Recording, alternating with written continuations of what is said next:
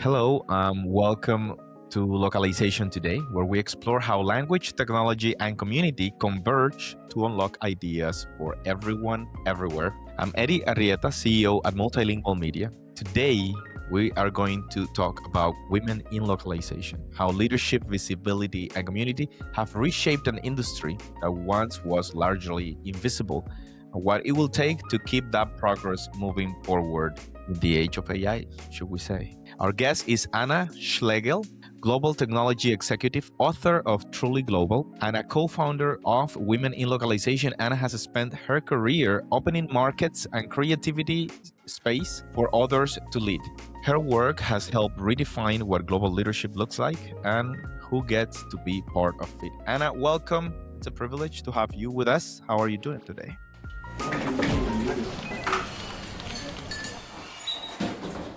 I'm doing great. Thank you so much for having me. So fun.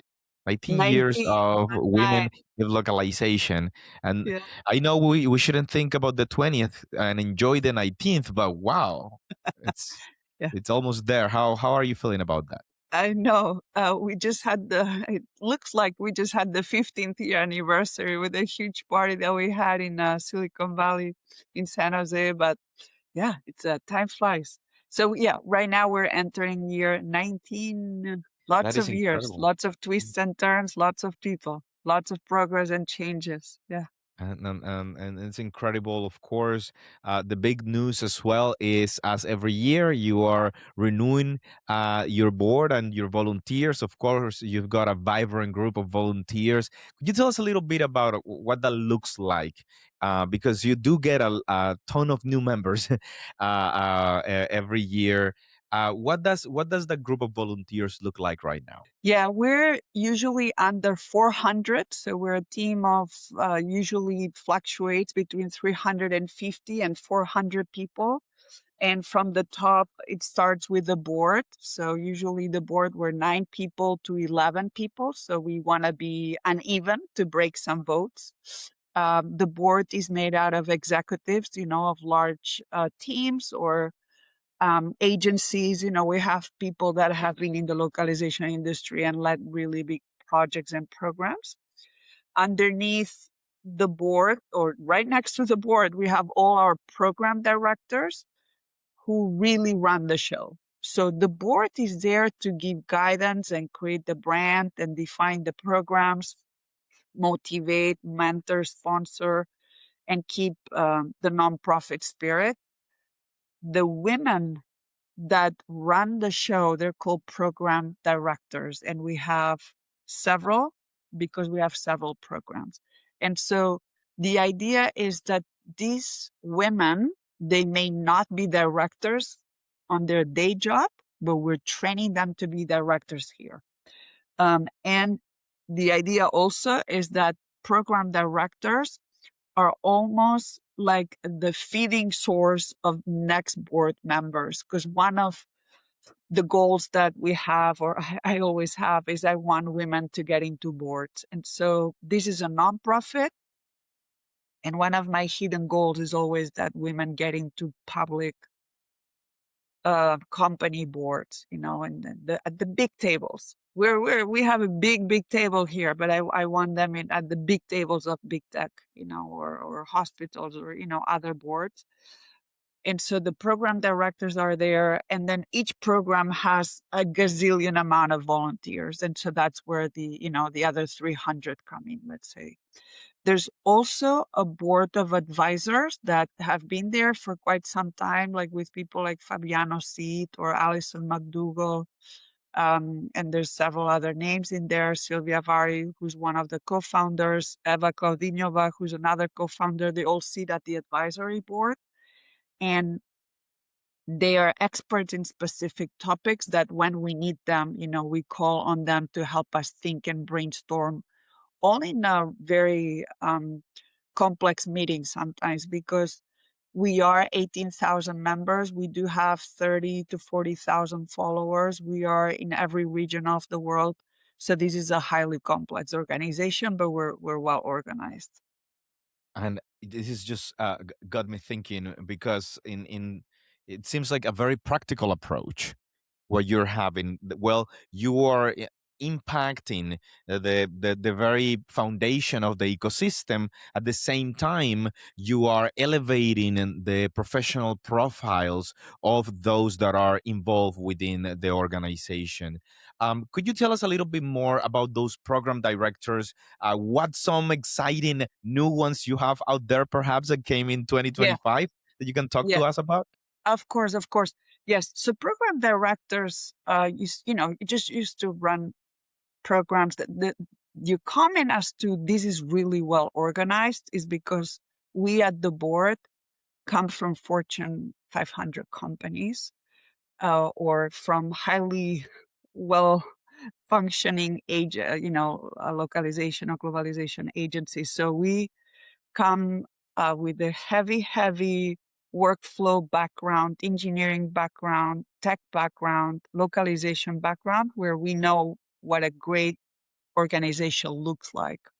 And I think women in localization is so global because we have all run a ton of global programs, right? We've launched into Japan and Singapore and Malaysia. The program directors, we choose them very carefully. Many stay for several years, and it's difficult to find them, but we find them. It's difficult to find incredible volunteers because people do not understand what it is to run this as a second or third job.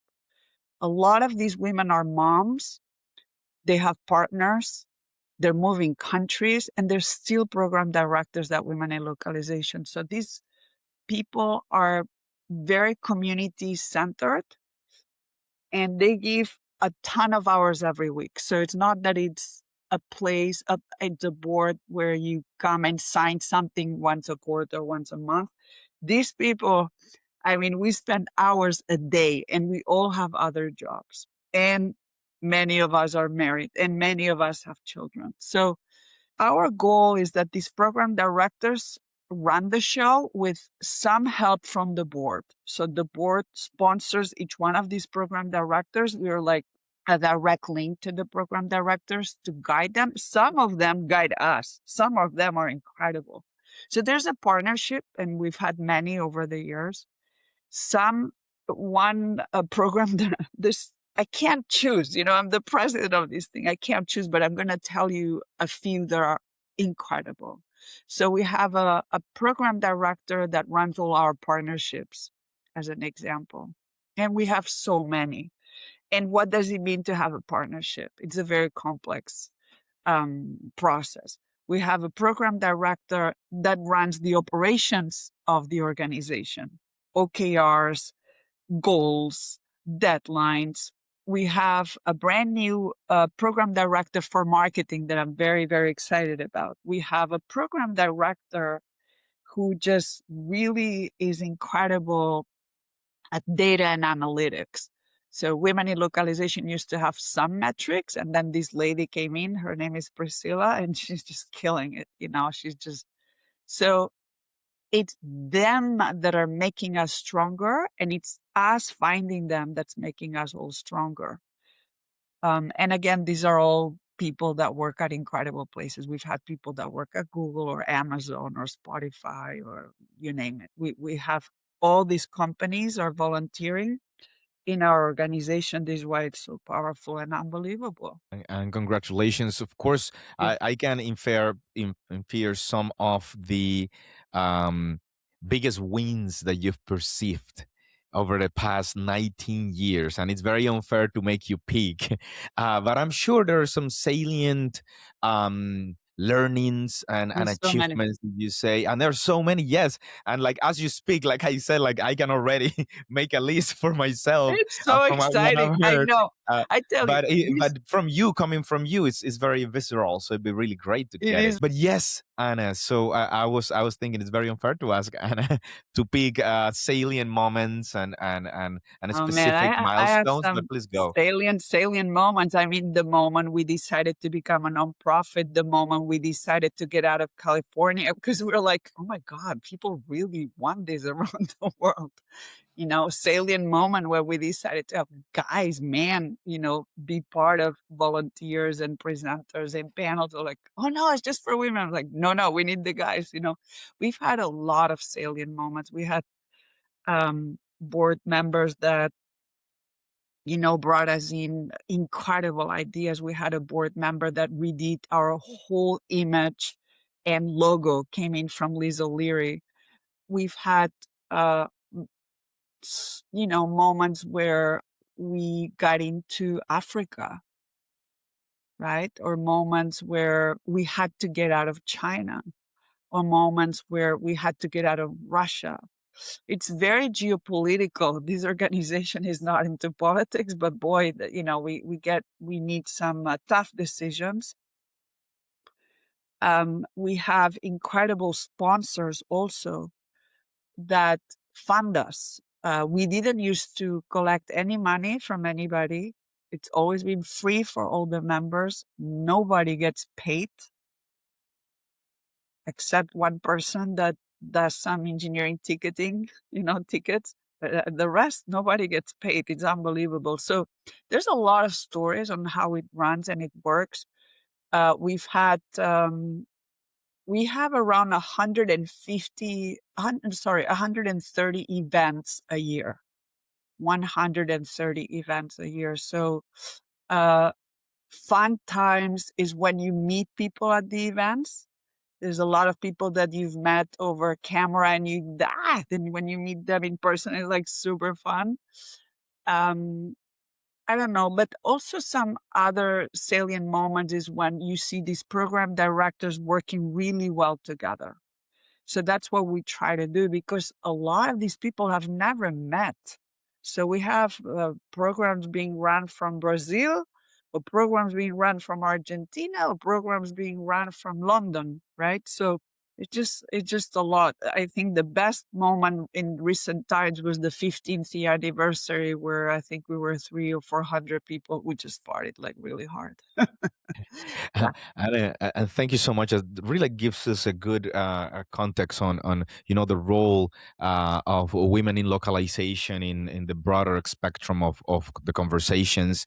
And Mm. one of those broader spectrums has to do with the future of the industry, if we want to be very dramatic and existential. But in more practical terms, the role that we the talent play in your case and the work that you've been doing, the role that women play in artificial intelligence, and you have said that artificial intelligence is women, the women completely.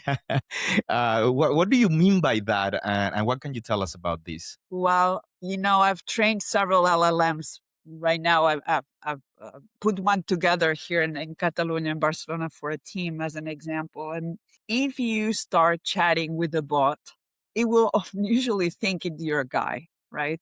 And so we've seen enough examples where I was actually querying something this morning about Substack on OpenAI, and he kept giving me examples of guys. I'm like, give me a girl, or give me a woman, examples of, I had a very specific question.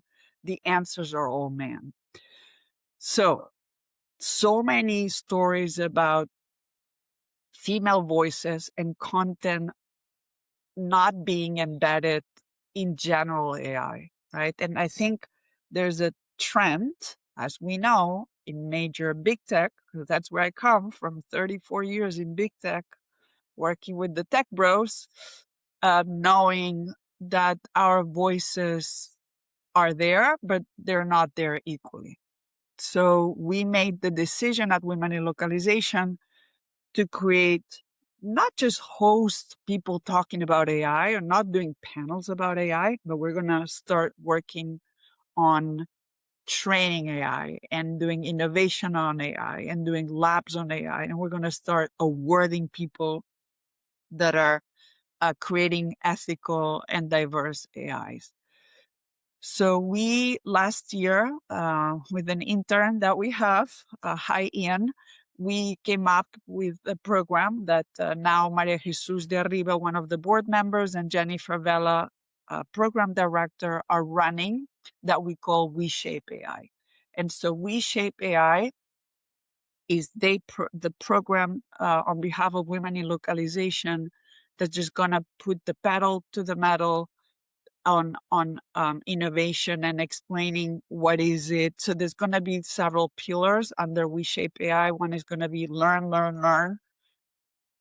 The other one is gonna be play, play, play with AI. So test it out, test it out, test it out. Another one is gonna be an innovation lab because Jennifer, who's the program director, and I used to run engineering labs or innovation labs, so we know how to get those things done. And then another one that we always like to do is showcase and portray an award. So there's going to be an award piece to this as well. And so this is just being formulated right now. It just launched, I think, last week through LinkedIn. And so that's really, really exciting. We have to be part of that conversation because it's exhausting that I fight with my LLM every damn day. You know, I was like, nope, show me women. Nope, I'm not a woman. I'm not a man. You know, like, and also it's not just a man or a woman, right? There's culture, there's ethnicity, there's respect for human rights. It's so complex. And women in localization is learning the culture and respecting the local language.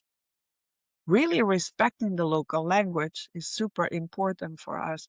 So that's the perfect space for us because we have a bunch of techies, so many. And we have, when we look at the 18,000 members that we have, many right now, we see the shift on their titles. They're heads of data or project manager data or analyst or AI this or AI that, right? So we do a lot of introspection as to who are our members, how old are they, what are they interested in, what programs do we need to build for them. Because when we started it, we were in our 30s and then 40s, and now we're in our, hitting our 50s. What we realize is obviously the new workforce needs to be fully fluent on AI if you're in tech. And our base is very much in tech because localization touches the product, right? And solutions and programs. So that's Reshape AI is going to tackle all of that.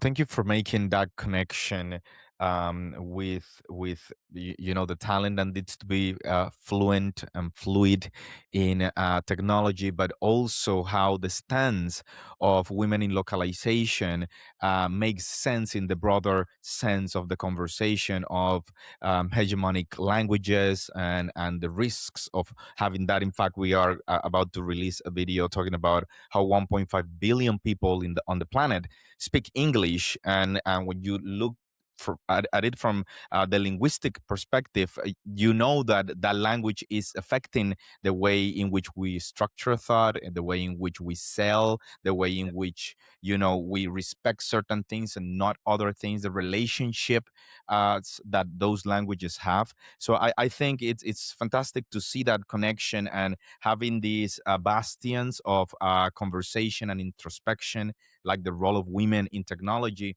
to help us also resignify other places. And we've seen It those. has so many secondary side effects, right? Correct. Because Yes. that's why I was saying this is no longer about man and women and black or white. This is like culture.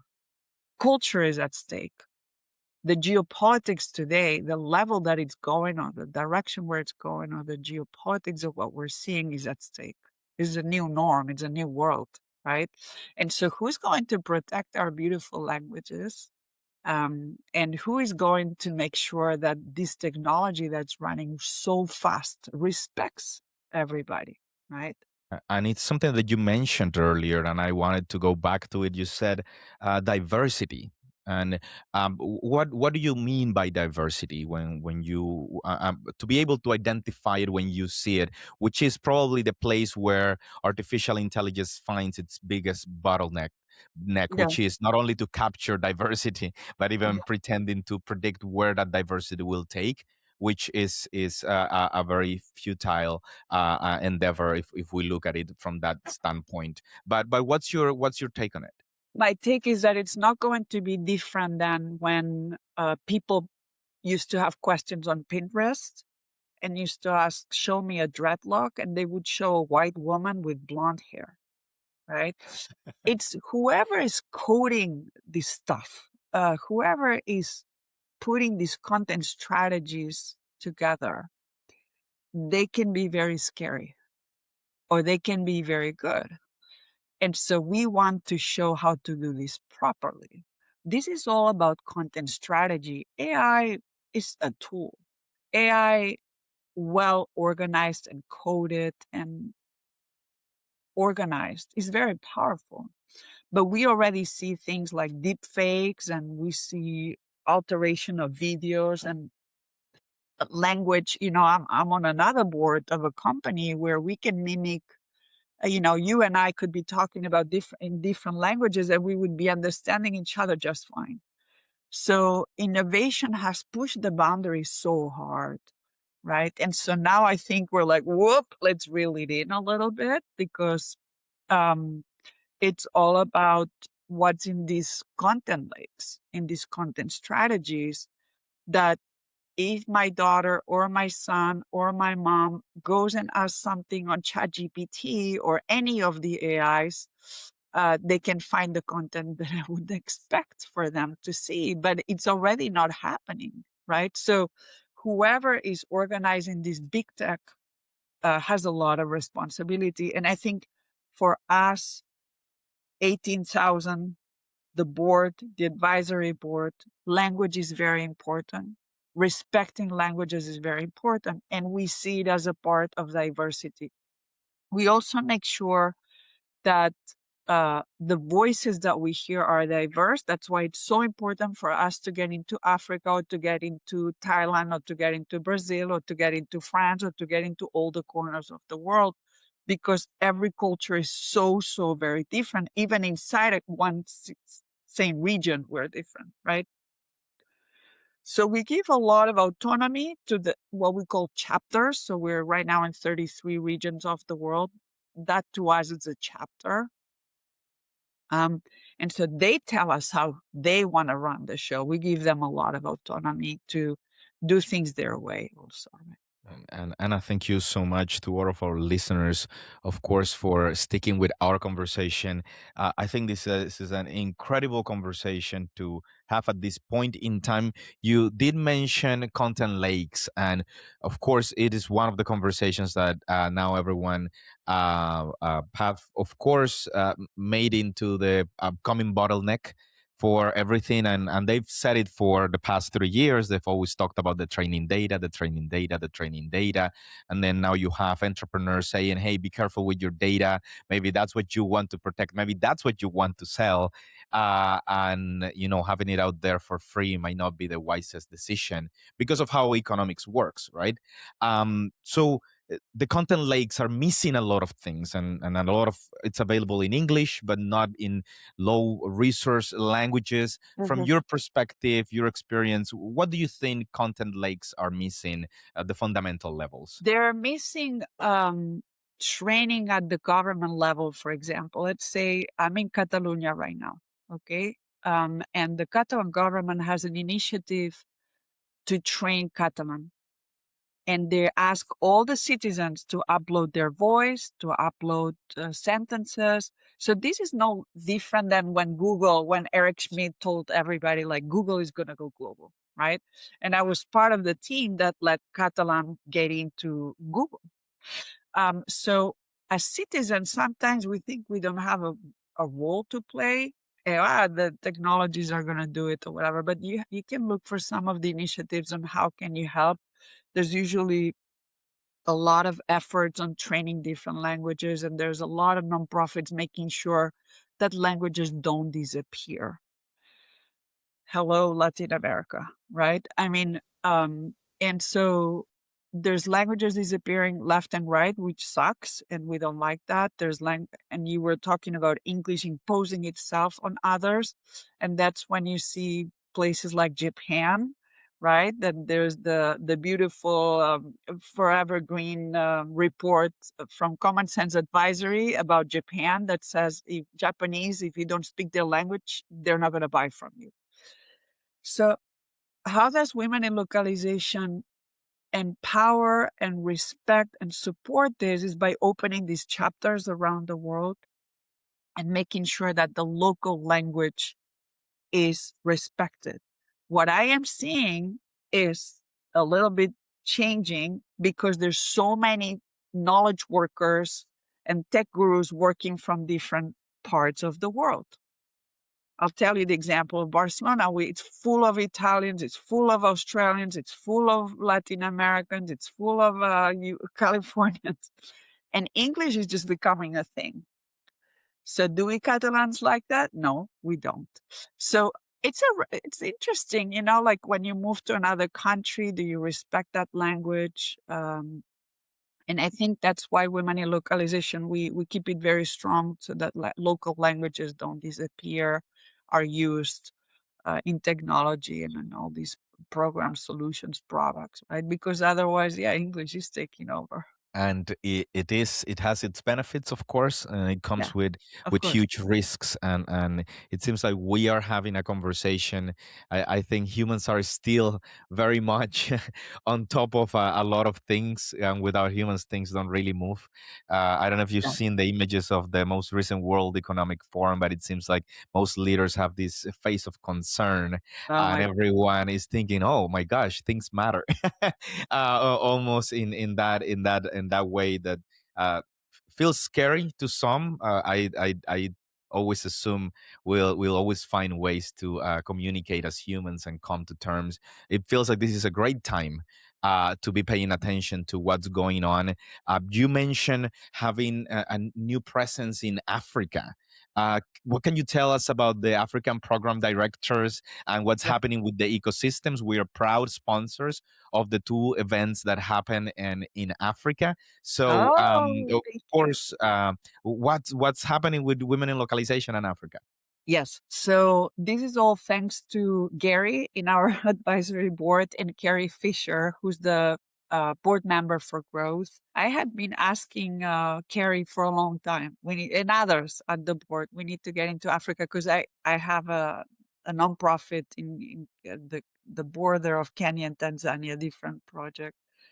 And I was always asking, we need to get into Africa, we need to get into Africa. It's very difficult when women in localization has an idea of we need to get into. Just why? You have to find the right person and the right leader. And so Carrie did that with Gary's help, I think. And we just opened. And instead of opening one country at a time, they made the decision to open East Africa as a pack. Um, and so I have personally not gone there or talked to them, but I can't wait because I think Africa, I always see it as a place where you can leapfrog so much. I've been there many, many times and I can be in the middle of nowhere and they have an iPad. And so and maybe they are barefoot and whatever, but they have an iPad. And so it kind of gives you a place where you can innovate a ton. And there's a lot of effort right now. I see more and more on LinkedIn about African languages and respecting African languages and localization there. So this year, one of our goals is to obviously understand what is it that they need, how do we support them, do we have the right team there so that we can expand more into Africa because 6 countries is not enough. And I'm also curious Yes. about your members in Women in Localization. I know you've said, it's changed over the past two So much. decades, and it's gonna continue changing as you're bringing newer members, younger members, and anyone who's coming into the industry from other Yeah. sides of tech. What do you see as the members of Women in Localization? It started to break the glass ceiling. I always say, where women in localization, I would have been a doctor, would be women in medicine. All I could see is just guys. I could see men. I was already senior manager or an executive producer. I was like, can I go talk to a woman, or can I negotiate with a woman, or can I get budget or go present to a woman? This is a little bit why it started. This was Sylvia, Evan, and I were on the same team. They used to work for me at VeriSign, and it was an Israeli company in Mountain View in California. And I think I needed to go negotiate some budget, and I couldn't find anybody. I was like, I'm tired of negotiating with guys that don't understand what we do. The typical thing that we always say, nobody understands localization. And I found a woman, and she did help us. And then I'm like, wow, where are these women? Who are these women? So that's why we started it. We wanted to see who else, if anybody else was going through the same stuff we were going through. And it turned out that there were many that we were feeling the same. Now, what we're seeing today is, I think we've broken a little bit of the glass ceiling, but not enough. Because I'll give you my own example where I've been a general manager of a Fortune company or vice president at NetApp for nearly 12 years, where female VPs, I think we were like 2%, 3%, 4%, right? So not good enough. Not good enough. That means that 90% of the vice presidents or the executives are our counterparts, which we love, but come on, let us share a little bit, because I think the world would be a very different place if there was not so much testosterone in there. And the other thing that we saw is that the women were legal officers or chief marketing officers or HR officers. And the world where we all come when we're women in localization, we are in product, we're in the technology groups, we're in R&D, we are in several are in the data science teams, many are in analytics, some are in marketing, some are owners of smaller agencies, but many are in AI already. So it's already changing, but we need more women in the tech, in the actual technology, in the actual product. And that's where we're hurting. If more women were at the tech level, at the code level, at the design level, at the content strategy level, this would all look very different. When people tell me, oh, there's already 30% women in the company, I'm like, but they're not touching your product. They're signing a legal contract. They're hiring or firing. They're preparing the money, but they're not touching the technology. And I think this is why Reshape AI is going to be very good for the community, because we need these women in the R&D or product and technology teams. That's where I want them, and this is the typical forever conversation of little girls, are watching the Kardashians or think that women in tech are all, look weird and don't wear makeup. And so it touches how we raise our daughters and our sons from a very young age to make sure that women are respected and that there is diversity. And then that these women do not drop out of learning math or technology or physics or science or chemistry or whatever, and then they head into technology and engineering. Who's designing our cars? Who's designing our roads? Who's designing our phones? Is mainly guys. And so that's why when we see a woman that made it, it's like, oh my God, what did she do to make it there? Right? It's like a phenomenon. It's a very long conversation. There's a lot of guys that are like, oh, but I have a daughter. Oh, but I have a wife. Oh, but I have a cousin, or I have a neighbor. Yeah, but help them. It's the guys that need to get us in. And I'm not saying without merit, but they are there. Go find them. And I think it's a great way to segue into the ending of our conversation. It's been incredible, and I'm looking forward to an in-person interview.